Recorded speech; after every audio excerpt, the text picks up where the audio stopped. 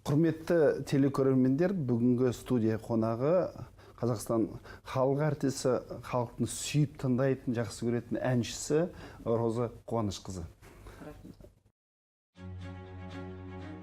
Роза Қуанышқызы Рымбаева 1957 жылы Шығыс Қазақстан облысында дүниеге келген. Қазақстанның халық артисі, Семей музыкалық училищесін және Алматыдағы театралдық көркем өнер институтын бітірген. Бүкіл одақтық халықаралық ән байқауларының жеңімпазы атанған. Әлемдік даңқы Әлия әнін орындағаннан кейін шықты. Қазіргі таңда Темірбек Жүргенов атындағы өнер академиясында оқытушы болып қызмет атқарады. Саламатсыз. Мынау бүгінгі әңгімені бастамас бұрын біздің дайындаған сюжетке назарыңызды аударуыңызды сұраймын. Қазақ мәдениеті әрқашанда ән мен күйге бай, өнер майталмандарымен ерекше. Қазіргі эстрада өнерінің алтын тамыры халықтық өнермен байланысты екені сөзсіз. Заманның даму кезеңіне байланысты эстраданың да өзіндік ерекше әсем әуені, көңілге қонымды қойылымдар қалыптасты. Алайда жоғарғы буын қазіргі жастардың кәсіби білімінің жоқтығы мен әндеріндегі мағынасыздық халық санасын улап жатқанын айтса, өз кезегінде жас әншілер бұны заманауи үрдістің әсері деп қабылдауда. Сондай-ақ өнердің коммерциялануы көп жағдайда музыка деңгейін дамытуға емес, жеке бас пайдасына бағытталғаны қынжылтады. Ендеше кәсіби эстраданың қалыптасуы ең алдымен дарынды жастардың музыканы бағалауы мен тыңдарманның мәдени сауатының деңгейіне байланысты болмақ.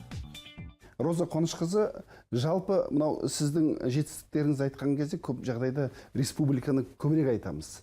Ал халықаралық деңгейде, мысалы Қазақстаннан бүгінгі күні сахнаға шығып жүрген кісілердің арасында, әншілердің арасында, дүние жүзінде дәл сіз сияқты танымалы әншілер жоқ десек, біз қателеспейміз. Соның ішінде қазақ тілінде әнді осындай насихаттап, кеңге таратып, осы танымал қылған өзіңізсіз. Бүгінгі күні неге бізде дәл сондай сияқты шығып жүрген әншілер жоқ, қалай ойлайсыз? Бүгінгі күннің форматы дейді ғой.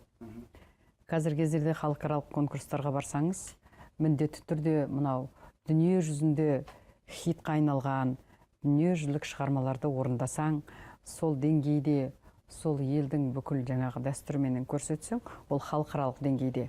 Сонда ғана сен сол форматқа сай келесің. Сондықтан қазіргі эстраданың мақсаты менен мына ұлттық насихат, ұлттық мәдениетті көтеру, ол мүлдем екі бөлек дүние. Таланттарды анықтау жүйесі бүгінгі мысалы конкурстар әртүрлі, мектептің деңгейінен мысалы бар ма? Қазіргі кезде теледидарда әртүрлі шоулар көп. Сол шоуларға көңіліңіз тола ма?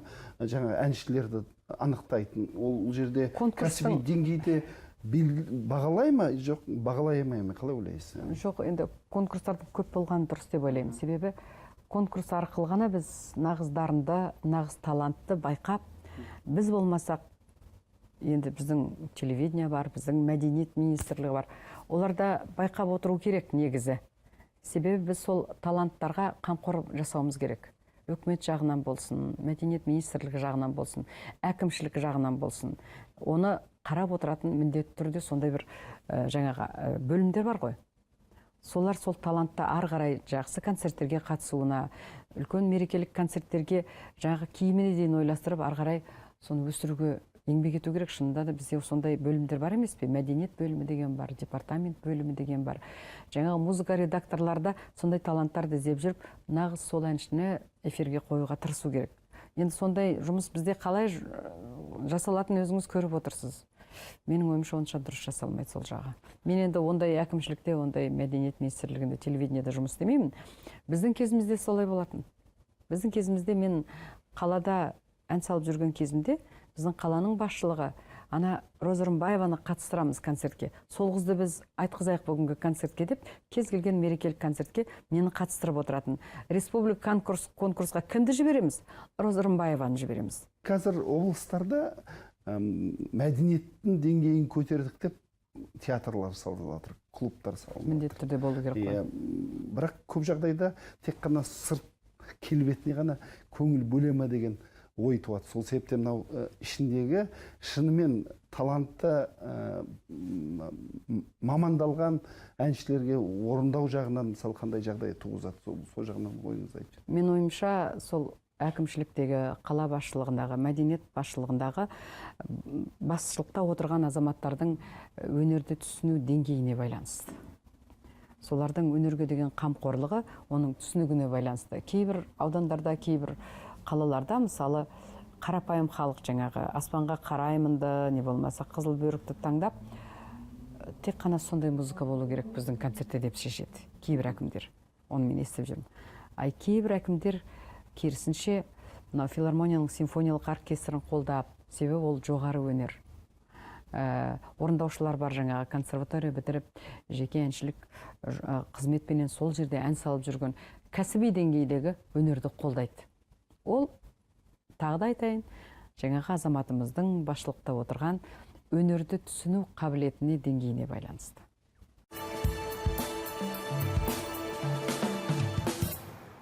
Бүгінгі министрлікке қандай ұсыныс берер едіңіз, мысалы, осы мәдениет саласын дамыту бойынша? Мәдениет саласында енді бұрынғыдай жаңағы худсовет дейді ғой, комиссия құрылу керек. Сол кезде нағыз кәсіби деңгейдегі, нағыз білімі бар әншілерді қолдау керек, музыканттарды қолдау керек. Соларға эфирге шығуға жағдай жасау керек. Сонда біздің 90% жаңағы коммерциялық проектілер дейді ғой, ақшасын төлесе шыға беретін әншілеріміз азаятты. Нағыз орындаушылар ғана өзінің нағыз шығармасыменен насихатталады. Телевидение болсын, радио болсын, басқа да сахналар болсын, мысалы, басқа да мерекелік үлкен бағдарламаларда. Сондай шектеу қойылмаса, осылай саны көп, сапасы жоқ. Бізде қазір не көп? Жұлдыз көп.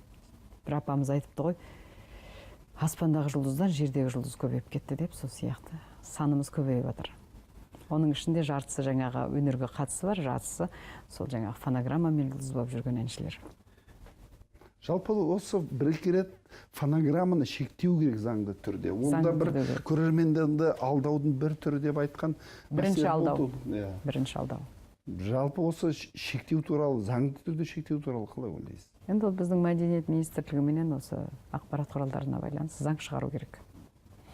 Мен мысалы Баку қаласында концерт бердім, Ашхабадта концерт бердім, Москвадағы. Мен ешқашанда фонограммамен айтпаймын, себебі ол жерде заң бар. Заңды түрде сен тек қана жанды дауыспен беруің керек концерт. Алдағы жоспарларыңыз қандай? Алдағы жоспарым енді жақында менің туған күнім болады. Сол туған күнімді сахнада өткізсем деген үлкен арманым бар.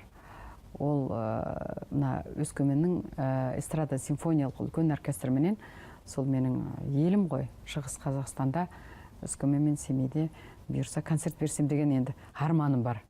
Ол арманым орындала ма, орындалмай ма, ол тағы да бір, білесіз, қиын сұрақ.